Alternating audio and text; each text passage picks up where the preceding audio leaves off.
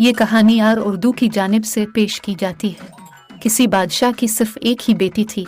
वो बहुत ज़िद्दी थी कि एक दिन सुबह को वो बाग में टहलने के लिए गई तो उसने फूलों की पत्तियों पर शबनम के कतरे चमकते हुए देखे। शबनम के ये कतरे उन हीरों से ज़्यादा चमकदार और खूबसूरत थे जो शहजादी के पास थे। शहजादी सीधी महल में वापस आई और बादशाह से कहने लगी, मुझे शबनम का एक ताज बनवा दीजिए। जब तक मुझे ताज नहीं मिलेगा मैं ना कुछ खाऊंगी ना पीऊंगी। ये कहकर शहजादी ने अपना कमरा बंद कर लिया और चादर ओढ़कर पलंग पर लेट गई। बादशाह जानता था कि शबनम के कतरों से ताज नहीं बनाया जा सकता, फिर भी इसने शहजादी की जिद पूरी करने के लिए शहर के तमाम सुनारों को बुलावा भेजा और उनसे कहा कि 3 दिन के अंदर अंदर शबनम के कतरों का ताज बनाकर पेश करो वरना तुम्हें सख्त सजा दी जाएगी। बेचारे सुनार हैरान परेशान कि शबनम का ताज किस तरह बनाए।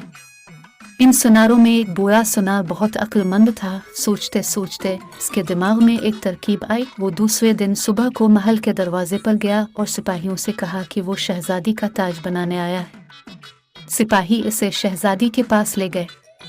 बूढ़े सुनार ने शहजादी को झुककर सलाम किया और बोला, हुजूर मैं आपका ताज बनाने के लिए आया हूँ, लेकिन मेरी एक छोटी सी दरख्वास्त है। कहो क्या कहना चाहते हो? शहजादी ने कहा। सुनार बोला, अब बाग में चलकर मुझे शबनम के वो कतरे दे दीजिए जिनका आप ताज बनवाना चाहती है। जो कतरे आप पसंद करके मुझे देंगी मैं फौरन उनका ताज बना दूंगा।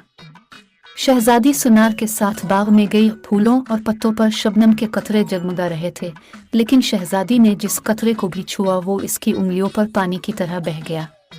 तब शहजादी ने खिसियानी होकर बूढ़े सुनार से मुआफ़ी मांगी और अहद किया कि वो अब कभी ऐसी जिद नहीं करेगी।